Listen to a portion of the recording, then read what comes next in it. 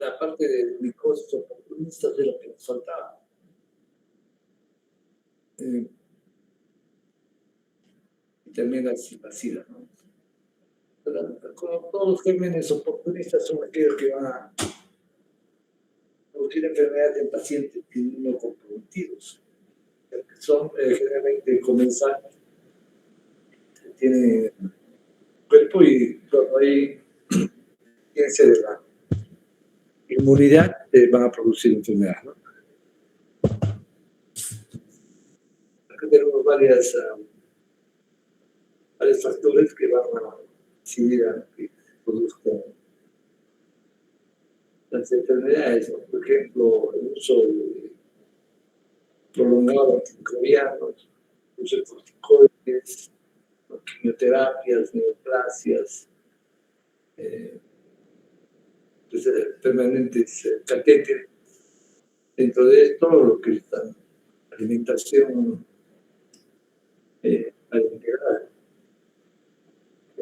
parenteral, pacientes neutropénicos, gases quemados, cirugías,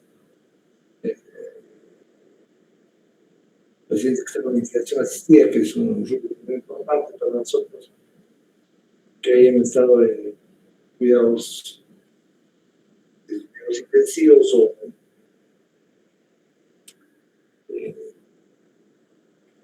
diálisis, desnutridos, pacientes con VIH, una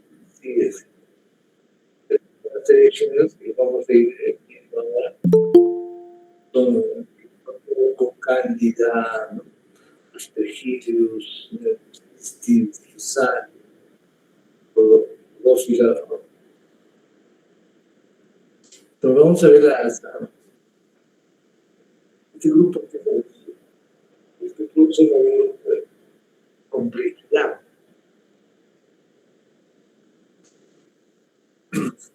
Dentro de esto, a medida que avanzaban también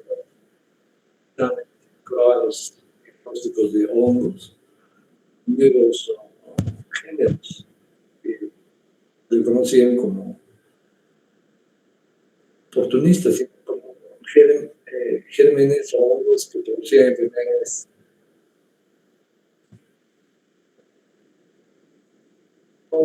no graves, ¿no?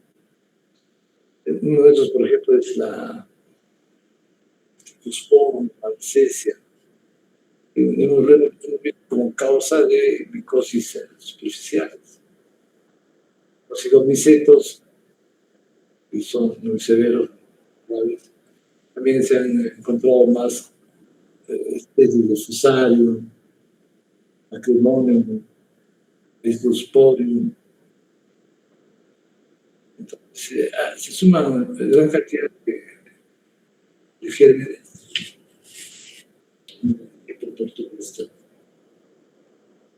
Entonces, hay que ver que, por ejemplo, anteriormente no se consideraban algunos gérmenes, pero aparentemente por el aumento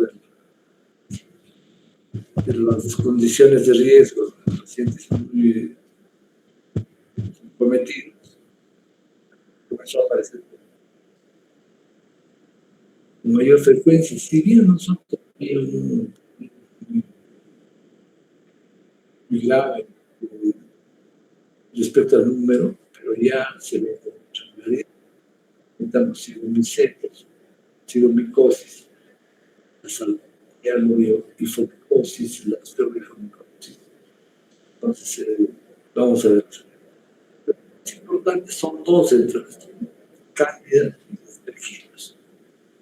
Entonces, es lo que más o menos se busca, lo documentar. Esporádicamente, dijeron.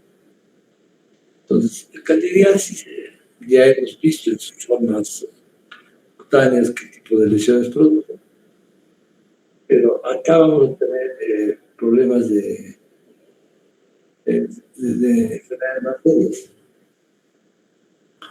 Normalmente cándida son levaduras, ¿no? Pero pueden verse en los cultivos de produciendo pseudobictas, son levaduras que podrían presentarse con como hijas, o sea, alargadas. Y pueden confundir, ¿no? En algunos casos con los filamentosos.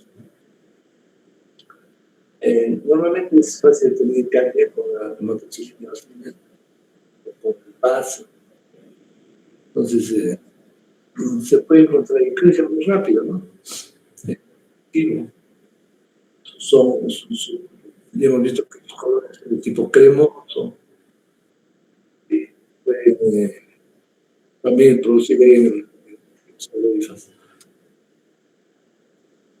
Acá, por ejemplo, tenemos algunos riesgos importantes, plasmatólogos, neutrópenos, etc., que van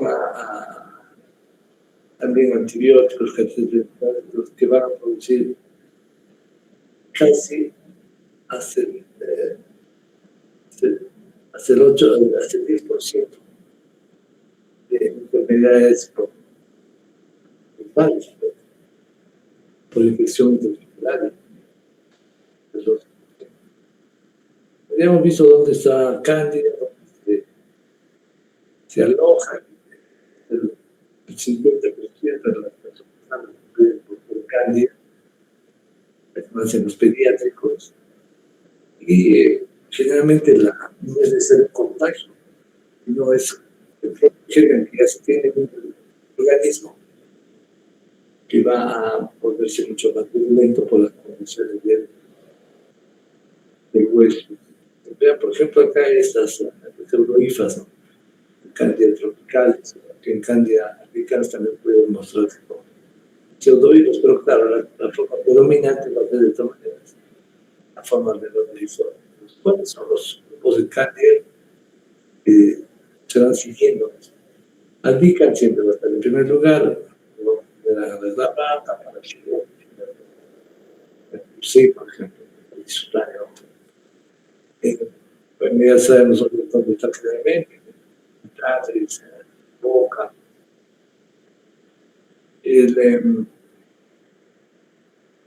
Algunos factores que van a incrementar la prevalencia y también la resistencia es el uso de los amazones. Estamos hablando de todos los frutos que tenemos hoy, ¿no? Entonces, a veces se usa de forma indiscriminada y eso va a generar, a potenciar a que otras cepas resistentes aparezcan, como en todos los genes. En la paraxilosis, por ejemplo, tenemos la presencia de Candida glabrata, crucedo.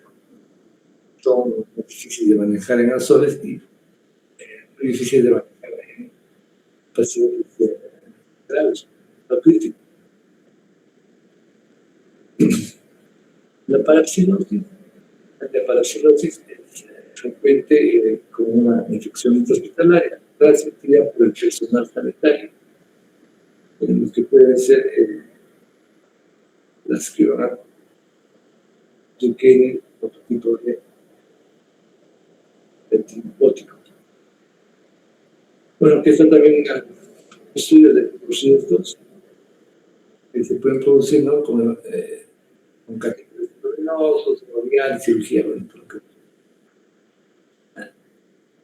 lo que sirve para que las infecciones cada clase de antibióticos que reciben. Yo, por ejemplo, un paciente tiempo prolongado, al tocarse la primera pues, riesgo. El riesgo se va a aplicar si que la mente de los vancomicida por algún tiempo. Porque 7 veces más que van a ser portadores de secreto venenoso central. O sea, 7 veces más riesgo, especialmente cuando se usa este catéter para literar.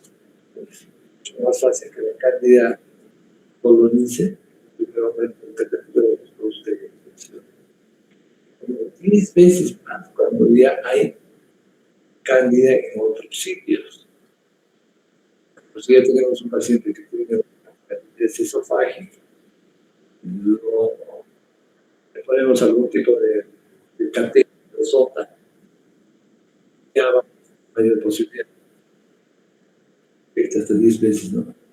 Y mira, los pacientes con diálisis hasta 18 veces más riesgo de hacer infecciones por cáncer. En UCI, hasta el 49% que muere pueden estar asociados, no necesariamente de causa, pero asociados a infecciones por cáncer.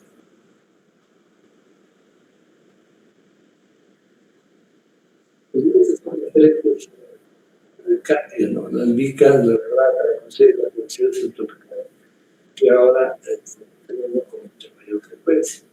¿Por qué va a ser el microstomía? Porque la cantidad puede afectar a cualquier parte, ya hemos dicho, en la parte artificial. Desde las secreciones normales, desde la nube, los perleches, etc., ¿no? Como en diferentes áreas, digamos, cómo se presentan como las blancas, la formación membranosa, la copla que no tiene que simular. Por ejemplo, las genias que pueden darse en esta forma a nivel de hígado o coriorretinite. ¿No?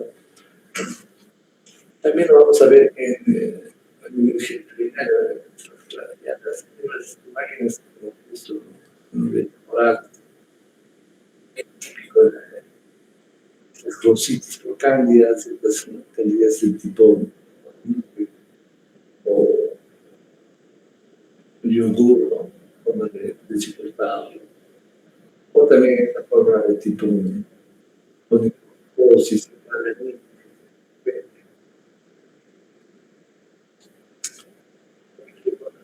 por cáncer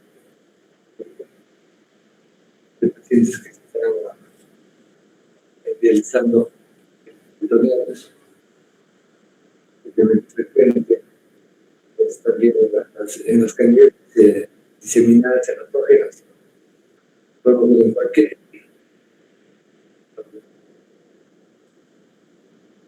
población, pues no populares, a nivel hepático.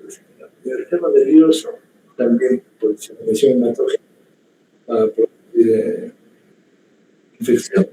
Y los pacientes que tienen ventilación, visitándolas, el peritoneo, donde tienen sus secuelas importantes, que es la infección endocraniana, el drenaje, que va a el peritoneo, es necesariamente ese tipo de también, ¿no? Lesiones esofágicas, la vulva, etc., ¿no? Pues lo que haría que no tuvimos también que cambia, ¿no?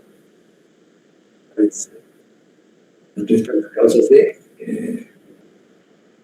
endocarditis.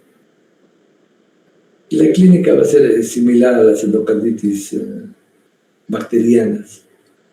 Pues va a haber fiebre, todo eso. Y tiene una capacidad muy importante de crear biofilms. Por ejemplo, acá vemos este marcapaso todo, ¿no? Contaminado por la cándida. Entonces, la cándida parapsiosis es la segunda especie más frecuentemente asociada a catéteres.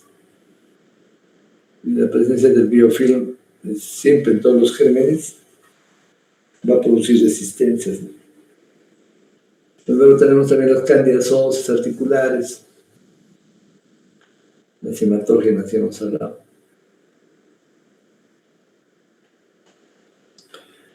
Bueno, aislar la cándida es más fácil, ¿no?, que aislar una bacteria.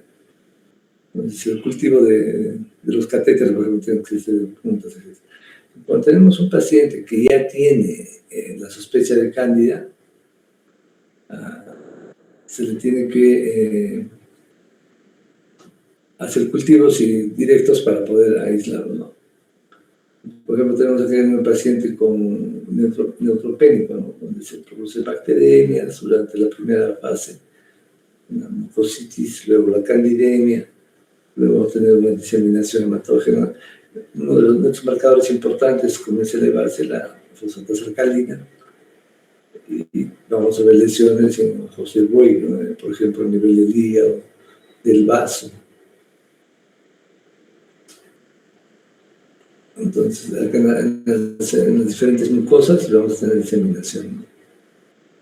Hay otra forma también de candida, pues, por deficiencia de factores, de leucocitos, y que van a afectar sistemáticamente a la persona. Por ejemplo, a este paciente se le maneja con azoles y se puede tener este resultado. O sea, Candida, cuando es Candida albicans, responde muy fácil al fluconazol, ¿no? El diagnóstico es como en la primera fase que vimos, con examen directo con KOH, ¿no? Se puede identificar. Y ahí vamos a ver pues levaduras y también unas pseudohifas o también en gemación. Idealmente, si queremos comprobar mejor, es hacerlo con microscopía de fluorescencia, ¿no? La diferenciación de las diferentes de las especies se hace por el tipo de coloración que van a tener en el cultivo, ¿no? Por ejemplo, la Candida albicans pueden ser colores verdes, normalmente es un cultivo de cromo, ¿verdad? O las tropicales, colores azules. Entonces, acá, por ejemplo, en estos cultivos, vamos a ver diferentes tipos de colores de diferentes especies de cándida. Por ejemplo, también se puede diferenciar la cándida cruce de la glabrata.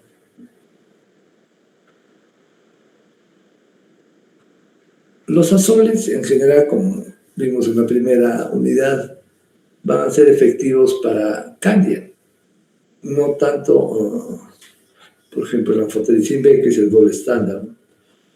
Entonces, y dentro de los azoles, el fluconazol es el que responde, porque tiene mejor efecto cuando es sensible, ¿no? Y luego viene el itraconazol.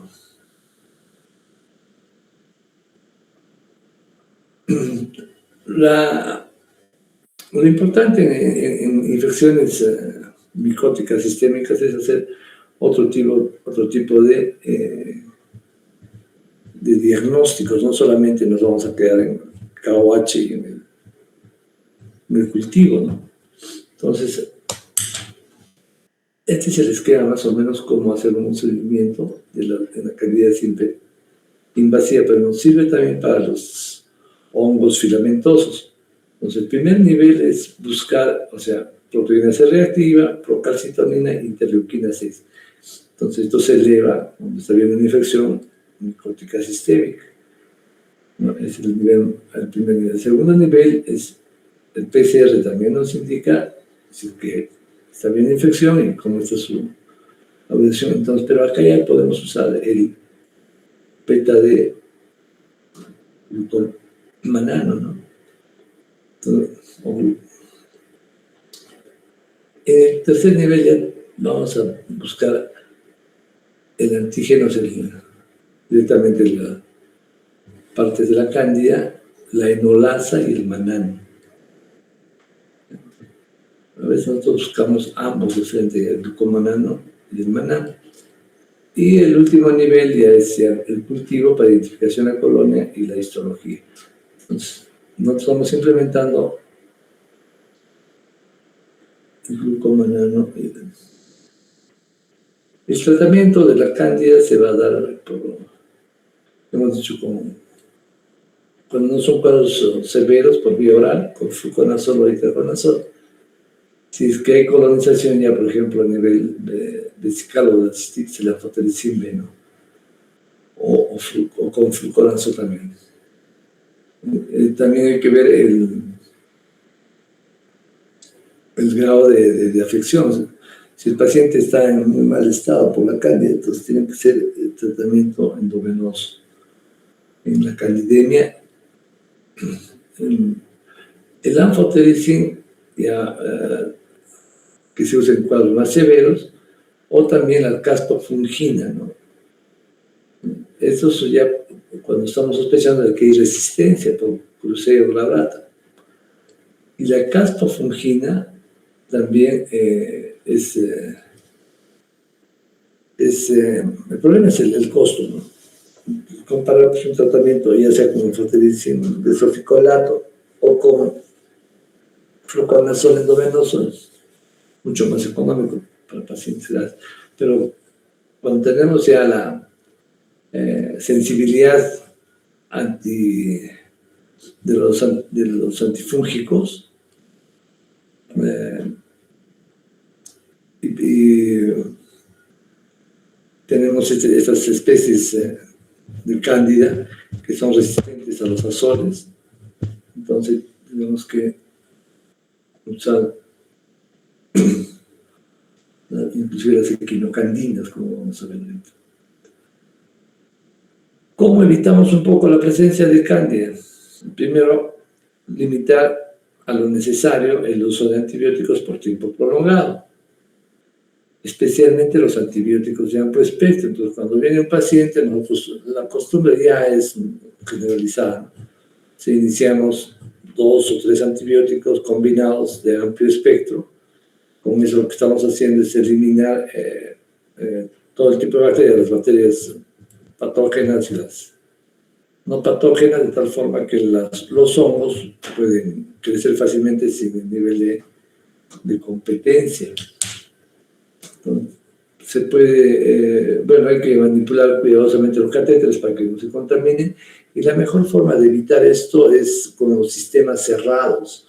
Es decir, cuando tenemos, por ejemplo, un suero que tiene que colocarse, lo mejor es que ya venga todo el equipo preparado, desde el suero, que se llaman los catéteres que sean en una sola pieza, y hasta las glándulas que se va a colocar, porque cuando hacemos espacios o sitios donde hay retención del líquido, es muy probable que se haga, que crezca cándida.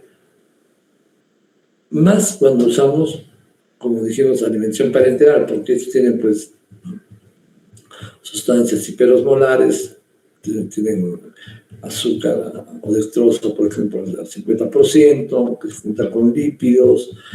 Todas estas sustancias son caldos importantes para el crecimiento de la cándida, ¿no? Entonces, esa es una de las cosas que tenemos que tener mucho cuidado. Vean, por ejemplo, el patrón de sensibilidad ese cuadro es importante, porque acá tenemos albicans tropicales, parapsilosis, glabrata, crucea y lusitania, ¿no? Entonces acá en la parte de arriba está el fluconazol, itraconazol, boriconazol, flocitocina, fotericina y las candidas. Entonces tenemos, por ejemplo, que albicans y tropicalis pueden ser sensibles a todo, ¿ya? Parapsilosis, glabrata y crucea ya no tienen esa sensibilidad. Entonces hay un nivel de resistencia en estas otras cándidas para fluconazol, pero pueden ser sensibles, por ejemplo, más o menos al itraconazol, al boriconazol en cierto grado, especialmente para psilosis, pero la crucea es resistente y solamente no hace sensibles totalmente a las equinocandinas. Lo mismo que hemos visto, o sea, la sensibilidad a fluconazol, de albicans, parapsilosis, intermedia tropical, resistente a la crucea. Con las caspafunginas, no, la sensibilidad vamos a tener de albicans, etc., ¿no? Son sensibles intermedias a parapsilosis, pero no van a tener problemas con la crucea y la glabrata. Otros hongos, otras cándidas, otras candias, digo, otras levaduras que no son candia, que también van a comportarse en forma similar. Entonces, acá tenemos, el más importante es el Cryptococcus neoformans.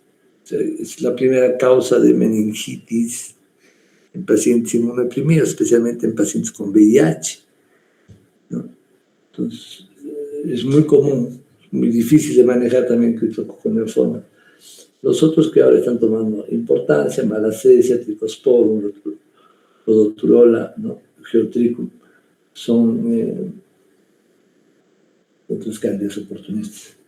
Entonces, vamos a ver el criptococo. Criptococo entra por vía aérea, ¿no? Es también igual que candidas, lo podemos encontrar en todo sitio, subicuo, aunque se menciona que principalmente está en las excretas de las palomas, ¿no?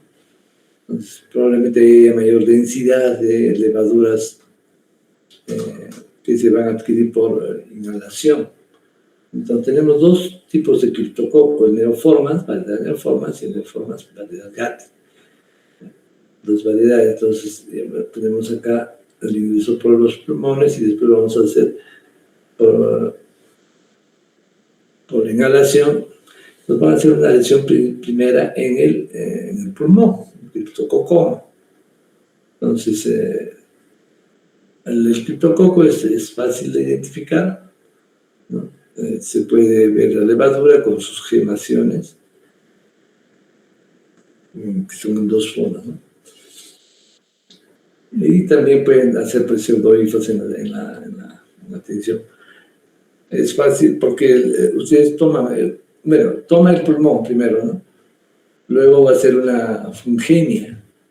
Al hacer esa fungemia vamos a tener pues presencia de criptococo, especialmente en el sistema nervioso central, donde se sienta con preferencia, y después de afectar el sistema nervioso central, hace nuevamente fungemia y se va a otros tejidos, y se puede ver, por ejemplo, a nivel de la piel, ¿no? Se salen nódulos, etc. O también a nivel ocular, a nivel de las partes esplenomegalia, del hígado, del vaso, a nivel de los intestinos. Entonces, se puede encontrar en todo el sistema, pero donde prioritariamente se asienta es en el sistema nervioso central. Entonces, el diagnóstico es uno de los más fáciles en este caso. Después de una punción lumbar se centrifuga y el sedimento, el líquido cefalorraquídeo y el sedimento se observa con tinta china. Y con tinta china, como tiene una cápsula muy importante, es fácil de identificar el contraste, como vamos a ver. Pero también se puede hacer pues, a través de la hematoxilina eosina, el PAS, los diferentes. ¿No? Entonces, esta es la forma típica del criptococo, la cápsula que tiene. Esta cápsula que tiene es antigénica, o sea, produce mucha reacción.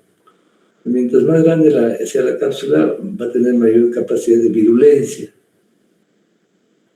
Vean, estas formas acá inferiores son las más comunes de ver, ¿no? En la tinta china, ¿no? En el tejido se puede ver también las mismas formaciones con esas gemaciones, que generalmente son dos o tres. Esa diferencia de histoplasma que vimos que era como timón de barco, ¿no? Es como una gemación, un ratón Mickey. Entonces, como la epidemiología del criptococo es, como dijimos, cosmopolita, está en el medio ambiente y se disemina del pulmón, generalmente al sistema nervioso central, y puede haber también lesiones cutáneas, ¿no? Entonces, tanto el criptococo neoforma, variedad neoforma, y va a estar más diseminado, ¿no? A nivel general, y se puede encontrar, por ejemplo, en el suelo, en el excremento de las aves, etc., ¿no? Y el Gatti, ¿no? Se encuentra más, por ejemplo, asociado a los eucaliptos. Bueno, es una característica. La enfermedad que producen son similares. El GATI es un poco menos virulento que el Neoformas y se puede controlar más fácil, pero las secuelas del Neoformas, del GATI, pueden ser más graves porque va a lesionar y va a generar más secuelas porque forma granulomas intracerebrales. El Neoformas es más de presencia meningia, es una meningoencefalitis, pero más de presencia meningia. Es la principal causa de, como dijimos, de meningitis, ¿no? Y es una enfermedad marcadora de VIH. Decía, no hemos hablado de la cápsula, del polisacario con capacidad antifagocítica. Las formas de presentación del criptococo va a ser en la pulmonar, se puede formar lo que se llama una lesión única, que es el criptococoma. Luego va a ir diseminando a nivel sistémico, ¿no? Si no se da tratamiento, claro, va a haber una mortalidad muy alta. Va a haber afección a las meninges, ¿no? Y tenemos en pacientes que están con mucha inmunodepresión, va a haber mucho más fácil presencia de lesiones cutáneas, que son similares al molusco contagioso. También puede haber corioretinitis, vitritis, etcétera, ¿no? Lesiones óseas, afecciones prostáticas. Mediante esa diseminación por criptococo, parece ser molusco contagioso. Pero si viene un paciente con esto y tiene un CD4 muy bajo, tiene VIH, no sé qué pensar, y tiene compromiso neurológico, criptococo, Neoformas. Y sí se vea, sí vemos regularmente. Los pacientes con CD4 menos de 100, entonces el linfocito CD4 menos de 100, es paciente que tiene una inmunodepresión severa, ¿no? La meningitis es una de las meningitis subagudas o crónicas, que se llama. Entonces, ¿por qué? Porque se va instalando lentamente al cabo de semanas o meses. El paciente comienza a tener cefaleas, náuseas, vómitos, puede hacer convulsiones, pero un cuadro interesante es que vienen con una especie de cambios de contenido de la conciencia, ¿no? O sea, pacientes vienen muy irritables, pacientes muy agresivos a veces, ¿no? Eso es más un componente encefálico, más que meningio, ¿no? Y luego ya se instala pues el cuadro más florido, ¿no? Entonces puede haber parálisis craneales, ¿no? Y es fácil identificarlos también en la resonancia, ¿no? Lesiones tienen forma de anillo. Un diagnóstico, miren, como hay una inflamación muy importante a nivel de las meninges, la presión intracraneana o la producción del líquido cefalorraquídeo se incrementa. Entonces la presión intracraneana sube en gran cantidad, entonces van a tener durante la punción lumbar una presión muy elevada, ¿no? O sea, que el líquido cefalorraquídeo sale en chorro.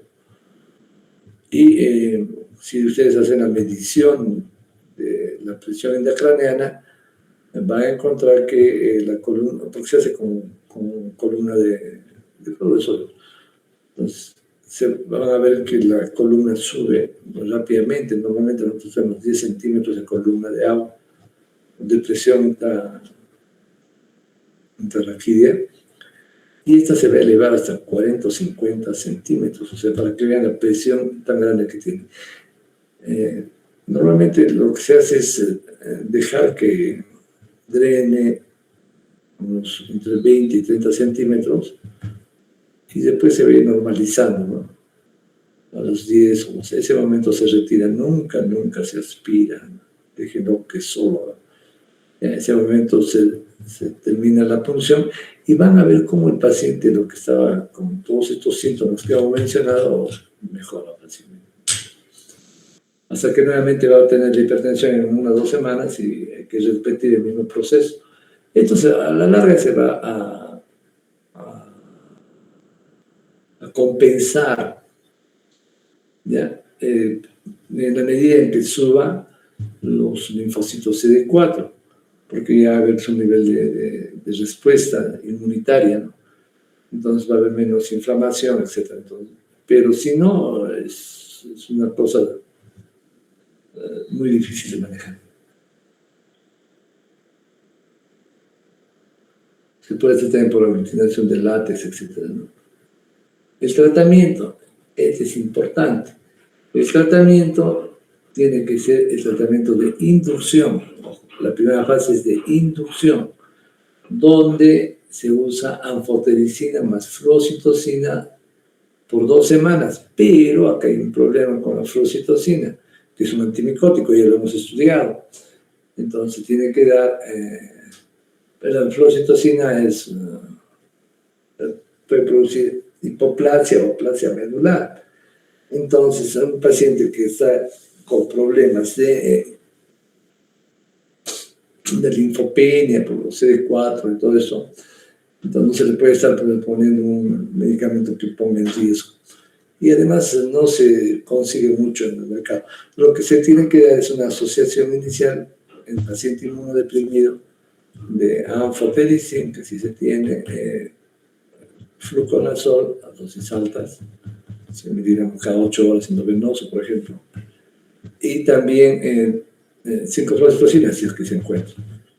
Entonces, esa inducción es por 2 semanas. Luego se pasa a la fase de mantenimiento, que puede ser con fluconazol o con itraconazol por 8 semanas, ¿no? Entonces, eso se va manteniendo y se va haciendo un monitoreo con punción lumbar. Cada 2 semanas, cada 3 semanas, ¿no? Entonces, eso es importante para comprobar si es que realmente se ha tenido éxito. Si todavía permanece, nuevamente hay que repetir el ciclo de inducción y de consolidación.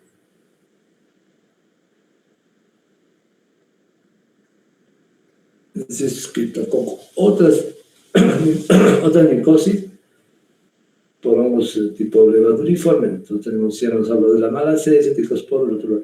Esto es solamente para que tengan conocimiento, no es muy frecuente, pero se puede dar, ¿no? Entonces, malacesia ya lo hemos tocado cuando hemos hecho las micosis superficiales, la malacesia furfur que produce la tinea versicolor o la pityriasis versicolor, ¿no? Que dijimos que no necesitaban ni tratamiento, solamente la cuestión tópica, etc., ¿no? Pero se ha visto que se va a relacionar especialmente con la contaminación de la nutrición parenteral por lípidos que se dan, ¿no? Y por catéteres. Entonces, ese es el problema con malacesia. Entonces, hay otra malacesia también, que es la paquidermatitis, que bueno, es más rara. Esta malacesia ya hemos visto en el anterior. Otro es el Cercosporum, que también hemos visto que es parte de los productores de tinea capitis, tinea babilas, ¿no? Las dermatofitosis.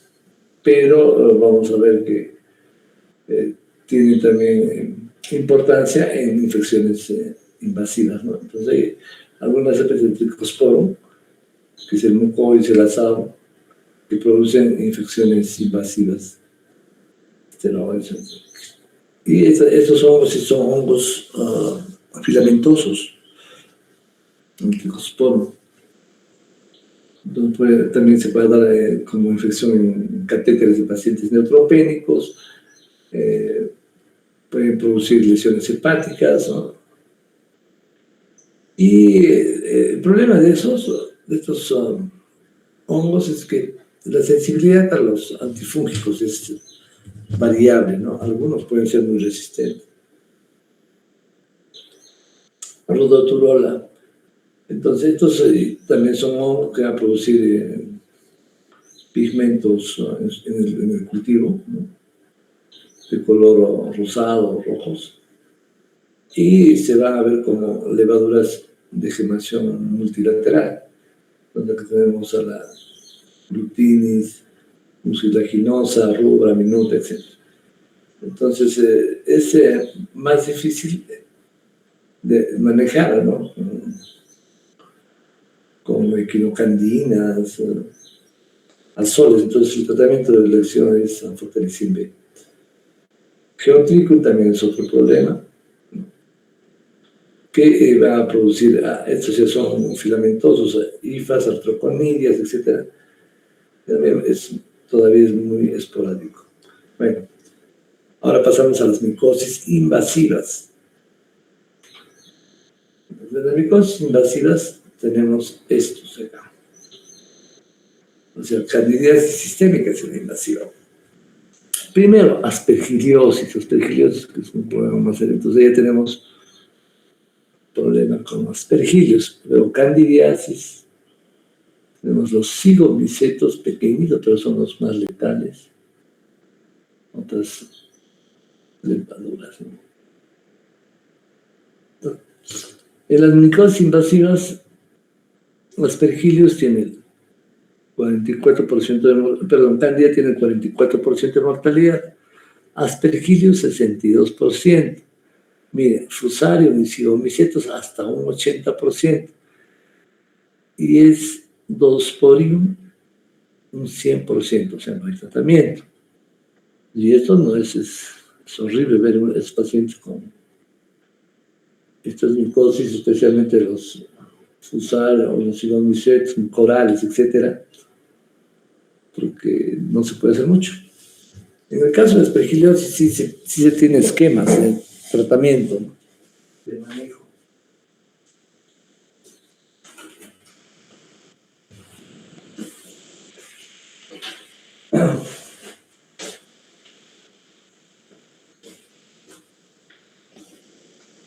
Entonces tenemos aspergillos, ya hemos hablado un poco de aspergillos, las formas como se presentan.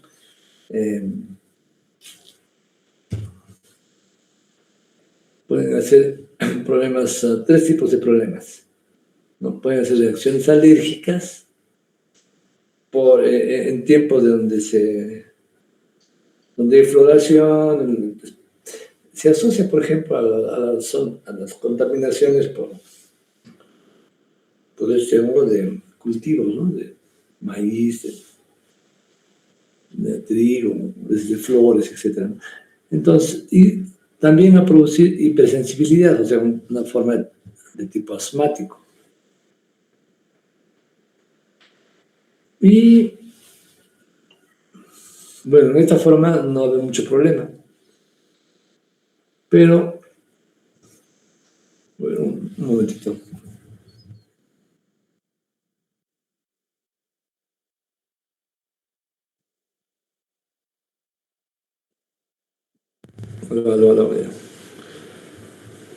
Entonces, desde una hipersensibilidad de una forma alérgica hasta formas destructivas de tipo pulmonar principalmente, o también en otros órganos. Hay hasta 19 especies de aspergillos que pueden producir enfermedad. El más común es aspergillos fumigatus, pero tenemos también el flavus, el níger y el terrus. Ven, por ejemplo, estas lesiones que pueden producir, ¿no? Las lesiones pulmonares, o sea, primero tenemos las alérgicas, la forma alérgica, ¿no?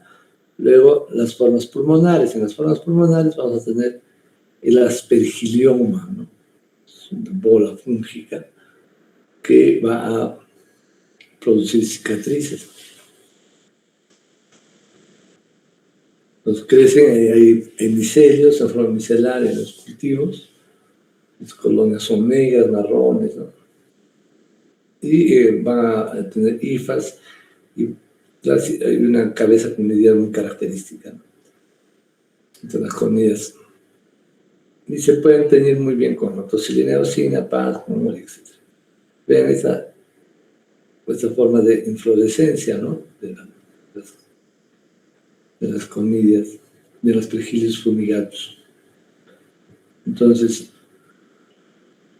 vamos a tener un problema con la aspergillosis invasiva, que se van a encontrar hifas en el interior de los vasos sanguíneos.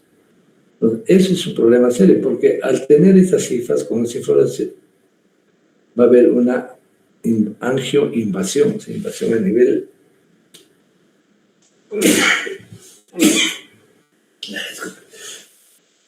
de los vasos. Y eso va a producir trombosis. Entonces las lesiones se amplifican, ¿no? En los tejidos no vamos a ver casi, muy rara vez a ver las formas, las conidias, y eso nos va a dar,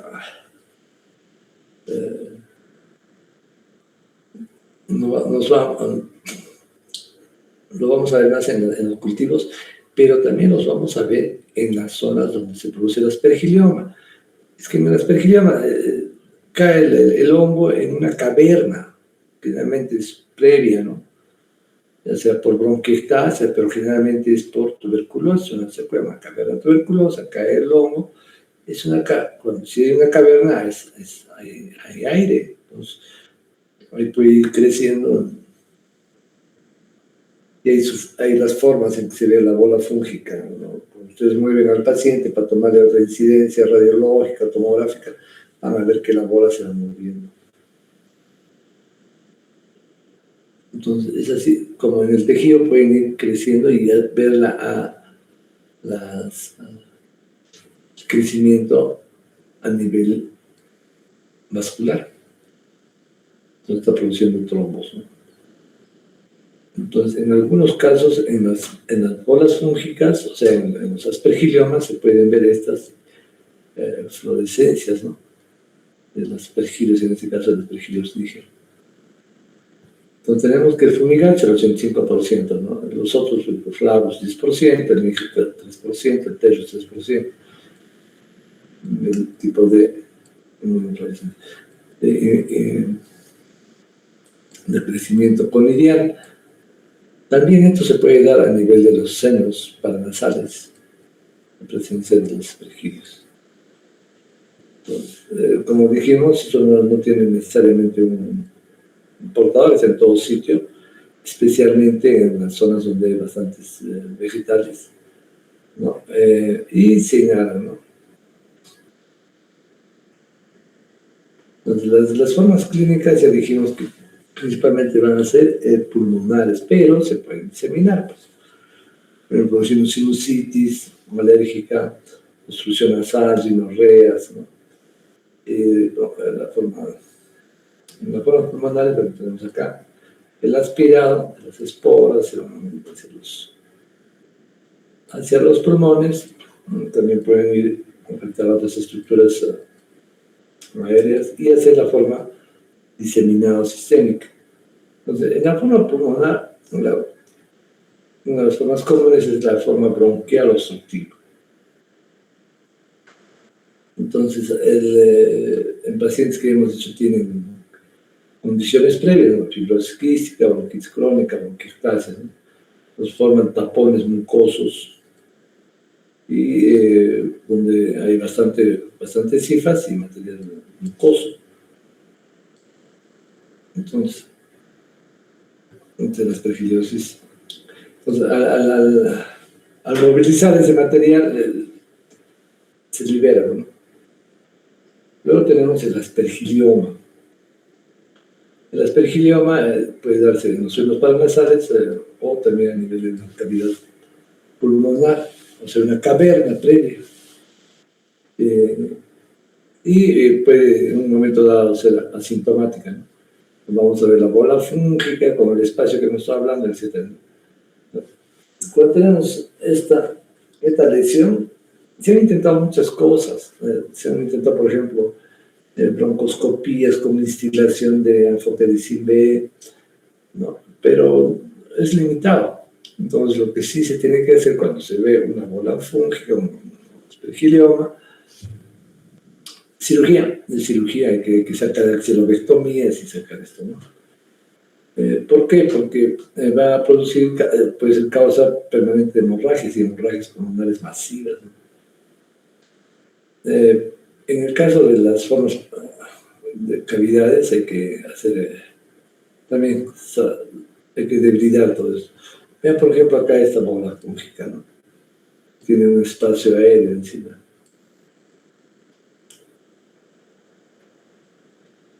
La otra forma son las aspergillosis invasivas, la más severa, ¿no? Entonces, pacientes que están tienen un nivel de inmunodepresión, especialmente por uso de corticoides. La infección puede ser, puede limitarse, pero también puede tener formas bronquiales, pseudomembranosas, que ya son mucho más severas. Hay disnea, hay hemoptisis, o sea, el tratamiento tiene que incluir de todas maneras bajar la inflamación con corticoides. Vean, por ejemplo, esta tomografía con estas aspergillosis bronquiales. Luego tenemos la aspergillosis necrosante, pulmonar necrosante, ¿no?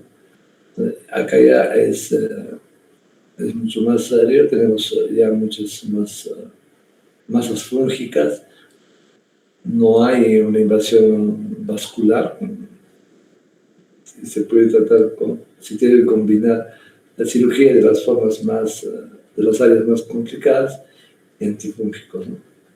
Esta es la forma invasiva, ¿ve? Tenemos un halo basal, va aumentando de tamaño hasta que se forma la bola con su zona aireada. La otra forma que se tiene la aspergillosis pulmonar invasiva y la aspergillosis diseminada, ¿no?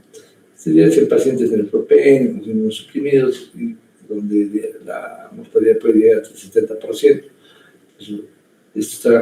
Su virulencia y mortalidad está también de acuerdo a la cantidad de neutrófilos, por ejemplo, que se tienen, ¿no? Y si el paciente está muy inmunosuprimido, se ve el dolor pleurítico, hemoptisis, ¿no? Y también se puede afectar otros órganos, ¿no? Cerebro, corazón, riñones, tubo digestivo. Vean, por ejemplo, estas formas tan severas, ¿no? Acá invadido el seno orbital, acá puede dar una cerebritis o lesiones cutáneas, ¿no? A nivel cerebral, como se ve la aspergillosis invasiva, también los nódulos hepáticos. Por ejemplo, ¿qué pacientes han tenido más aspergillosis invasiva, ¿no? Los pacientes que han tenido trasplante de médula ósea, los pacientes con cánceres hematológicos, ¿no? El VIH, 8% de nuestros pacientes con trasplantes sólidos, etc. Es más un problema de pacientes inmunodeprimidos, no necesariamente por pacientes de VIH, ¿no? Los pacientes con neoplasias.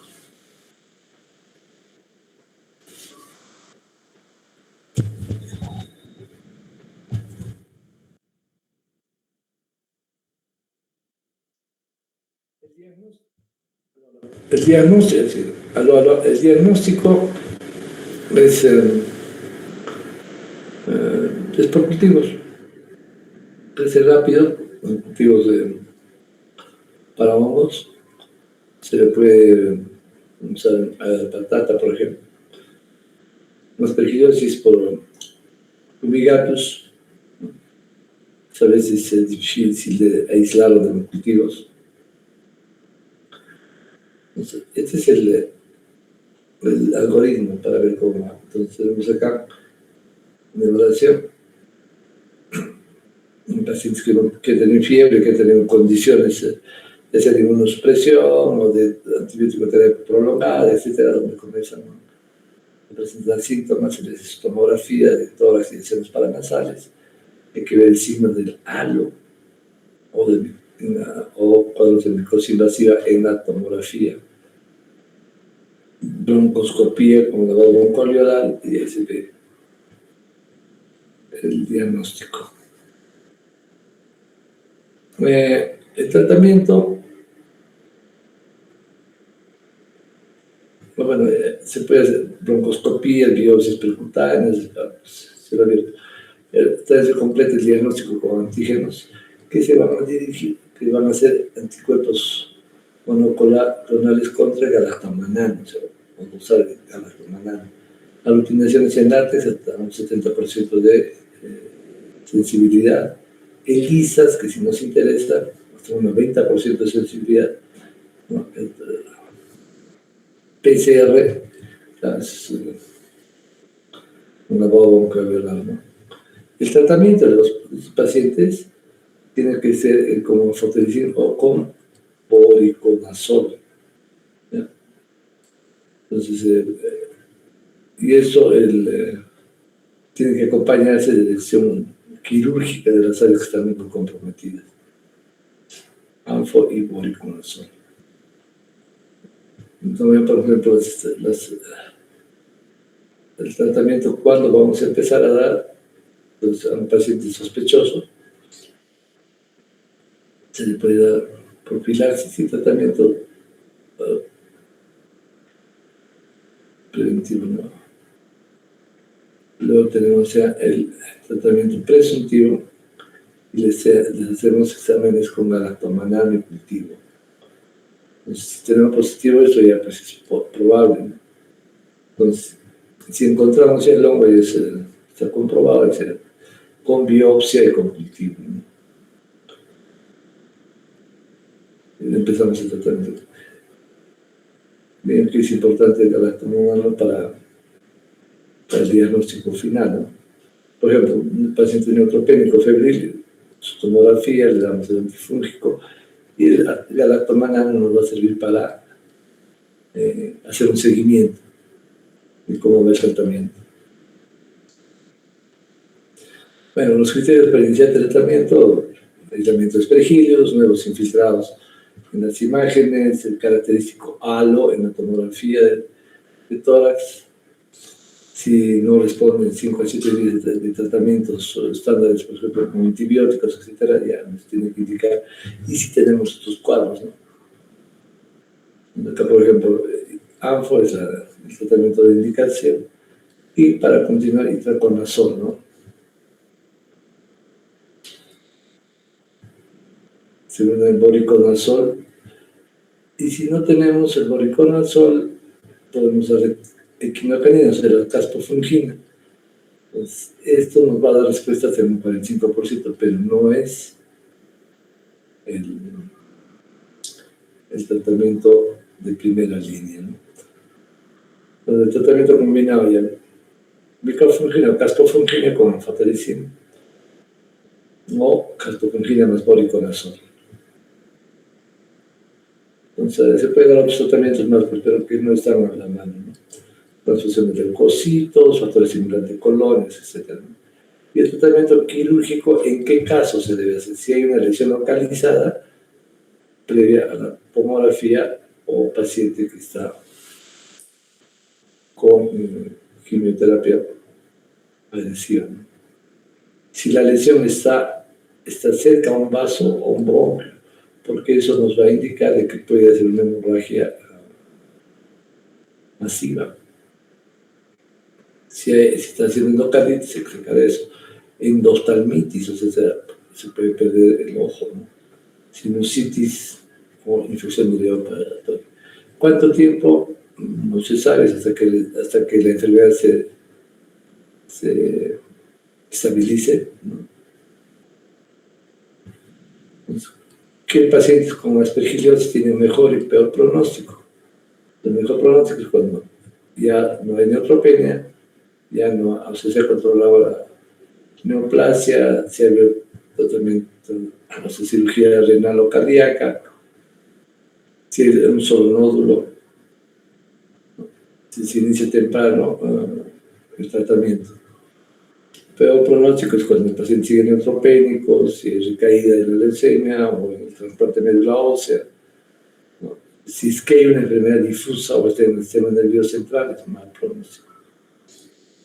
Eso es aspergiliosis, ¿ya? Ahora, esto vamos a hacerlo un poco rápido. No lo van a ver probablemente muy frecuentemente, pero es muy terrible. Miren, hay un patrón bien interesante en estos pacientes con cigomicetos, ¿no? Cigomicosis. Son pacientes inmunodeprimidos ¿Cuáles son los más riesgosos? Son los diabéticos que se contaminan, porque estos cigomicetos son gérmenes, son los que están en aguas podridas, en aguas putrefactas, en zonas muy contaminadas, muy sucias, ¿no? Y da la mala suerte a veces que un diabético mal controlado se topa con esto y termina siendo unas catástrofes. Es lo que hemos visto en los casos que hemos seguido acá durante estos años. La mayor parte de pacientes que han venido con enfermedades muy severas por cigomicetos han sido diabéticos que se han contaminado con agua sucia, agua servida especialmente. No tanto así como en pacientes que tienen neoplasias o están en quimioterapia. Bueno, de repente es un patrón, ¿no? Entonces, dentro de los cigomicetos hay dos importantes: los mucorales y los entomucorales. Cuando les dicen mucor, ya seguramente han escuchado hablar de eso, es mucho más grave. Pero estos dos son cigomicetos. Ustedes piden el examen, les van a responder, si aísla cigomicetos, ya piensen que son mucores. Entonces, Rhizopus, mucor, Absidia, Rhizomucor, y el resto de son cigomicetos. En el laboratorio a veces informan eso, ¿no? Raro que les ponen mucor, o Rhizomucor, o Rhizopus, ¿no? Es cigomiceto. Las infecciones son muy rápidas, la mortalidad llega al 100%, hágase lo que se haga. Cuando la enfermedad está avanzada, ¿no? Y son de las infecciones que se desarrollan muy rápido, ¿no? También crecen muy rápido en los cultivos. Entonces, la identificación se hace por evidencia de las esporas asexuales, ¿no? Y son angioinvasivos. Entonces, en los tejidos vamos a ver hifas aplanadas que tienen pocos tabiques y son angioinvasivos. Y cuando son angioinvasivos, lo que van a producir también son trombos, aparte de que estos mucorales producen mucha necrosis, también son angioinvasivos. Entonces, la ramificación es irregular, ¿no? Hay hifas en ángulos rectos que se tiñen más fácilmente con hematoxilina eosina. Entonces, se van a ver así, por ejemplo, ¿no? Entonces vamos a ver infloraciones en el tejido. Puede ser la forma de los ángulos rectos entre las hifas. Entonces, el sopus, bueno, es la causa más frecuente, pero nosotros tenemos el mucor, Absidia, unas enfermedades diseminadas, inmunodeprimidos. Esto se han ido reportando más casos a lo largo de los años, ¿no? Donde la primera causa, mira, en todas las series, diabetes. O sea, el primer factor condicionante, digamos, diabetes. Pero ha ido bajando, no ha ido bajando, pero también se tiene a los leches endovenosos, a los trasplantados de médula ósea, o los trasplantados de órganos sólidos, pacientes con malignidad, ¿no? Lo mismo, ¿no? Como han ido avanzando, ¿no? La enfermedad pulmonar, la rinocerebral, la que vemos es realmente terrible, la sinusitis sinorbital. Entonces, la que nos interesa es la rinocerebral, ¿no? Porque va a generarse en la cavidad nasal o en el tejido cercano a la cavidad nasal. Entonces, por ahí va a irse por la arteria por los senos otámicos, o sea, por las venas otámicas, sí, y van a ir, por ejemplo, hacia el seno cavernoso, que es intracerebral, pues, ¿no? Entonces, afectan a todas las estructuras faciales y se diseminan a las meninges y al cerebro. Vean cómo las lesiones, ¿no? Muy severas, pacientes comprometidos totalmente, ¿no? Las lesiones, paladar, todo. La otra forma de infección pulmonar, ¿no? Es similar a la aspergillosis invasiva que hemos visto. Pero acá vamos a ver más que todo infartos, ¿no? Y trombosis de grandes vasos pulmonares, o sea, TEPS, como embolias pulmonares grandes. Va a haber progresión rápida, consolidación segmentaria lobular, cavitación, y se pueden parecer a los aspergillomas, pero el aspergilloma generalmente es uno. En estos casos pueden haber mucho más. Bueno, hasta acá vamos a ver, pero este caso es un poco más feo de un paciente que tuvimos. Un caso clínico de un paciente que en un lapso de 72 horas llega a una necrosis total y fallece, ¿no? Entonces tenemos cortes anatómicos, o sea, se puede hacer el diagnóstico laboratorio con la broncoalveolar o biopsia de cualquier tejido. Si encontramos en la biopsia es muy fácil encontrarlo, y también el cultivo de la muestra, ¿no? Pero el cuadro clínico ya nos va a indicar y la agresividad. Entonces, en un paciente vamos a ver pues, que rápidamente al hacer la trombosis senocavernosa es la más terrible. Se va a hacer un exophthalmos. Hay parálisis de los músculos oculares, rápidamente entra en compromiso sensorio, coma. Se puede derivar, o sea, deslindar todo lo que se puede eliminar, iniciar el tratamiento con una combinación de antibióticos. El diagnóstico de el tratamiento tiene que ser con anfotericina. Casi todos los hidromicetos son sensibles a anfotericina y son resistentes a las equinocandinas y a los azoles, excepto al posaconazol, ¿no? Al posaconazol. Pero al fluconazol, al itraconazol no le va a hacer nada. No tenemos que hay resistencia a las equinocandinas. Entonces, y lo más terrible es que el voriconazol no le hace nada a los mucorales. Nosotros nos dejamos poco, ¿no? Poco espacio para trabajar. Entonces somos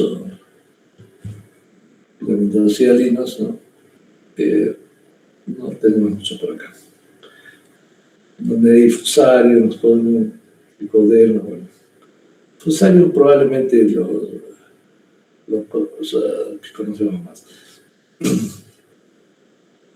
¿No? Entonces tenemos el fusario, también tiene hifas de tipo hialino, tabicadas que invaden también los vasos térmicos.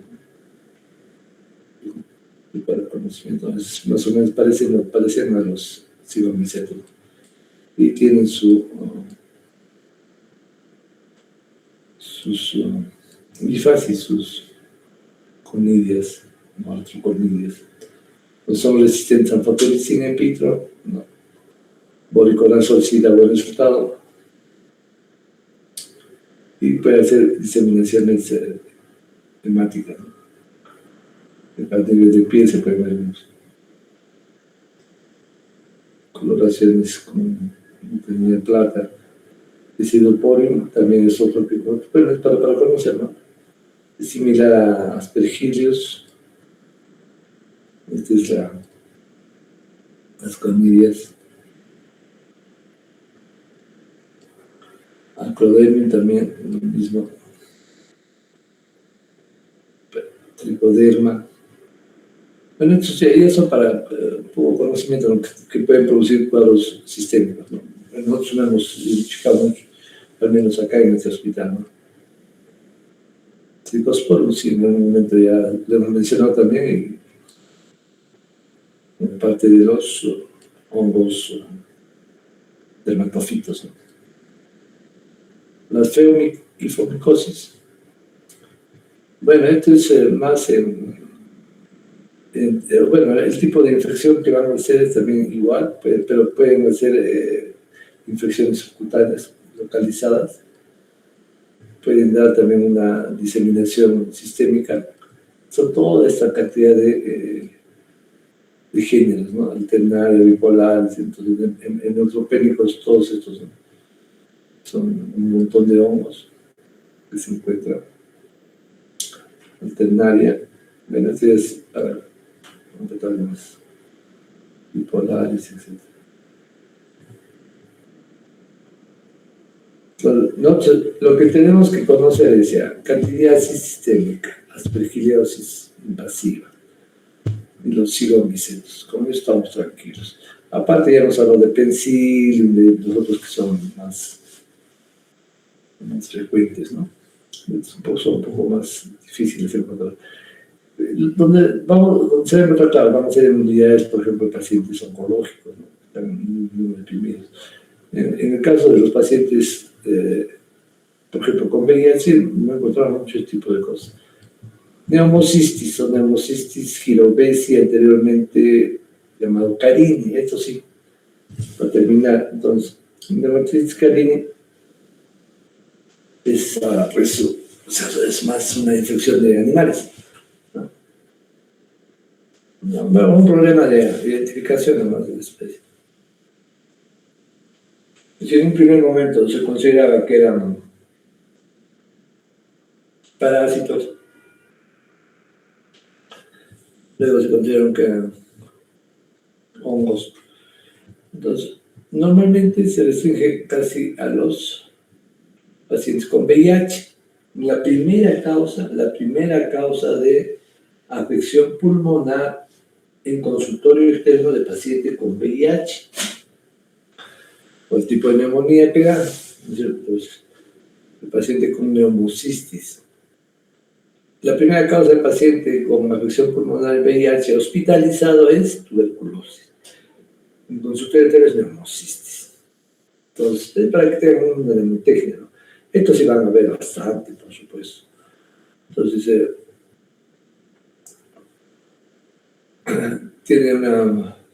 está en el medio ambiente. Inclusive se menciona de que el hombre lo tiene, normalmente es un saprófito que tiene las vías aéreas superiores, ¿no?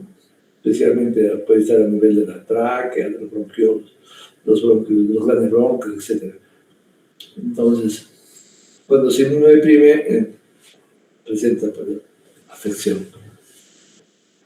Entonces, se transmite por la vía aérea,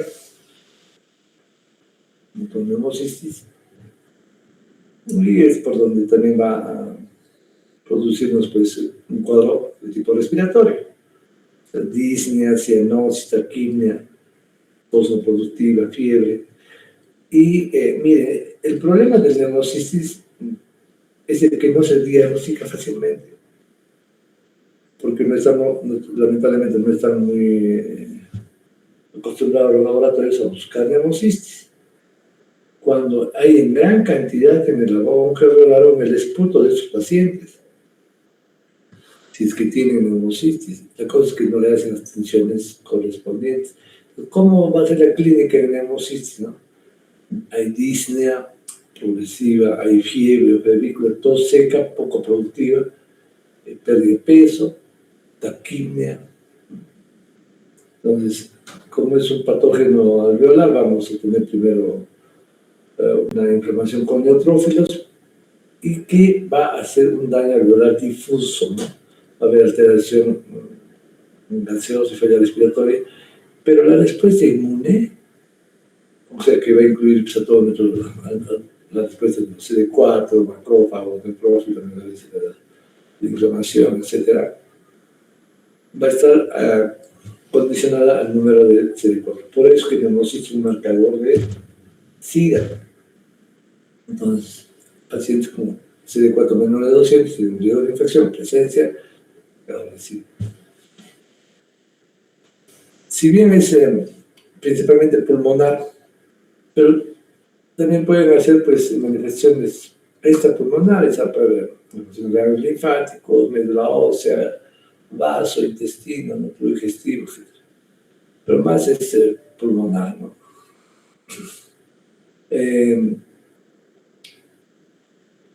Neumocistis en pacientes que están muy deprimidos va a ser una neumonía intersticial. Hemos visto que si bien hay una afección a nivel pulmonar, alveolar y respuesta, pero se va a ver un infiltrado en el intersticio dado por células plasmáticas. Eso es importante. ¿Por qué? Porque eso va a tener una evaluación en las imágenes. Entonces no es una neumonía lobar típica bacteriana, ¿no? No es cuando es intersticial es una neumonía como viral que afecta a más áreas pulmonares. Va a haber infiltrados difusos y lo que se dice, pues el aspecto del cristal de vidrio esmerilado o de cristal molido. ¿Por qué? Porque hay afección intersticial, especialmente desde la región ileal, ¿no? A veces hay pacientes en vidrio esmerilado, lesiones en parches puede haber, pero lo que más nos va a indicar, o sea, más indicativo es una tomografía. Por ejemplo, a nivel pulmonar, ¿cómo se ve? O sea, empieza a nivel ileal y después a nivel periférico. Miren, aquí hay una diferencia interesante. Este patrón lo vamos a ver en las neumonías virales, como vamos a ver en la siguiente, a nivel más periférico. Y después a nivel ileal. La calle está bien muy comprometida, tenemos lesiones muy amplias. Entonces, vean, por ejemplo, no hay un patrón de consolidación alveolar, ¿no? Sino es más a nivel intersticial. No, acá tenemos, por ejemplo, esta tomografía. En forma de parches, en forma de vidrio esmerilado. Este patrón de acá está representado.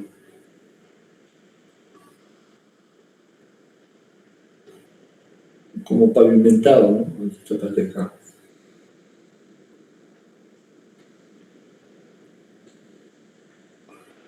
Entonces, ¿cuál es el mejor método de diagnóstico?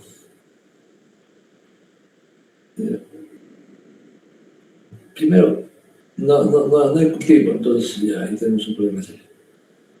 Entonces, en el esputo no es buena sensibilidad, en el esputo inducido, si es que se hace bien hecho, es un 90%, podemos recuperar.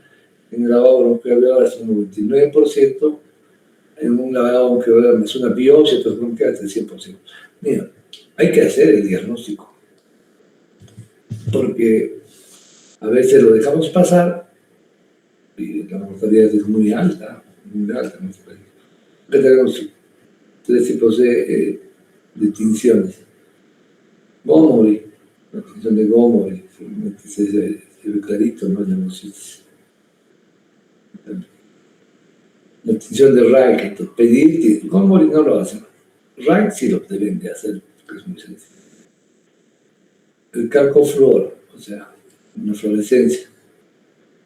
Y la inmunofluorescencia, que nos va a indicar claramente algo.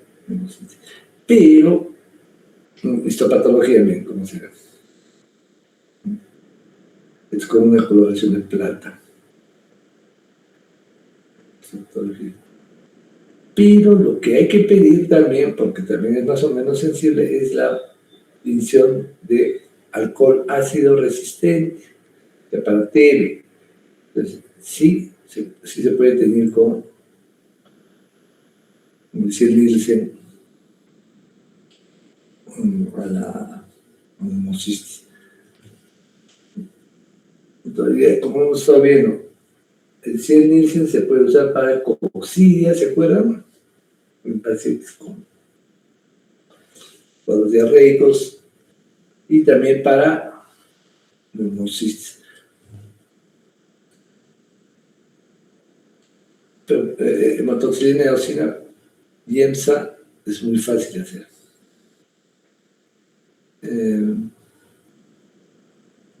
Porque si le pedimos para neumocitis, tinciones no lo desarrolla.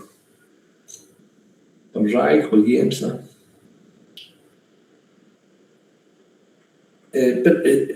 Cuando uno ve las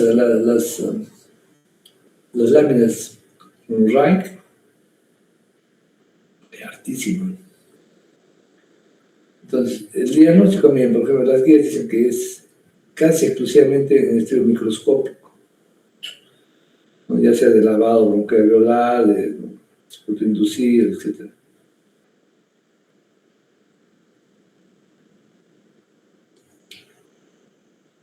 Bueno, las tinciones, como hemos dicho, pues, IEMSA, Omnipaz, azul de turbina, calcofluoro y monoproteína.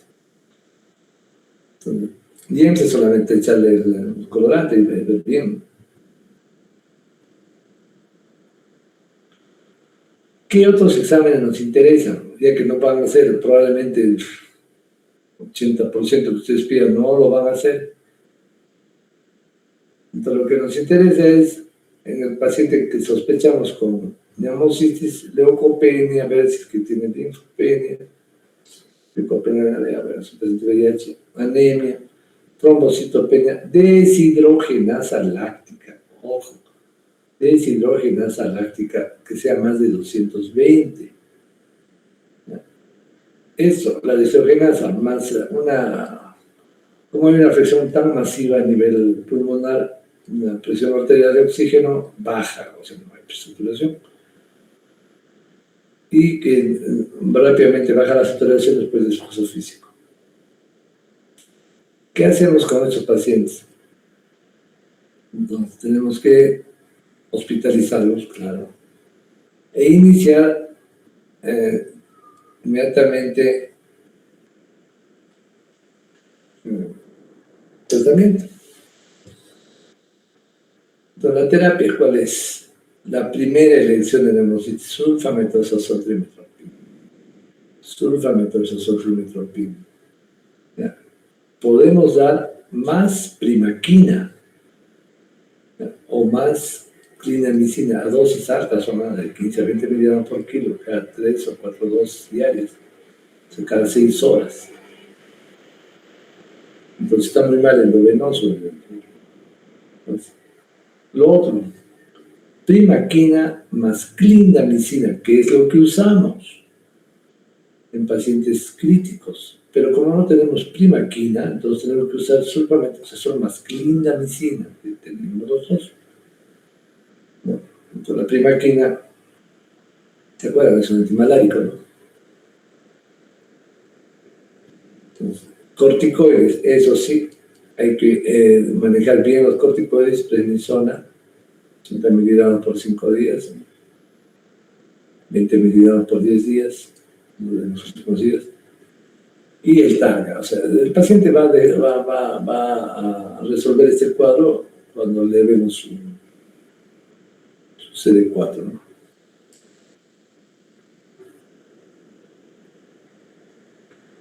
Por eso es que nosotros a los pacientes con VIH, una de las causas más importantes es evitar la neumonía por neumosiscarín, les damos tratamiento profiláctico con trimetoprim, sulfamethoxazol. Dosis simple, dosis dobles, podemos darle strepsona, que también es otra sulfa, ¿no? Pentamidina, que ya no vamos a ubicar, o tomacorel tampoco. Pero el problema es de que si son pacientes que son resistentes, hacen reacciones adversas sulfas, nos dejan solamente con la clindamicina, que hay que darle a dosis altas. Bueno, muchachos, hemos acabado acá, medio afónico. El día miércoles estaremos haciendo la presentación de los casos que están faltando.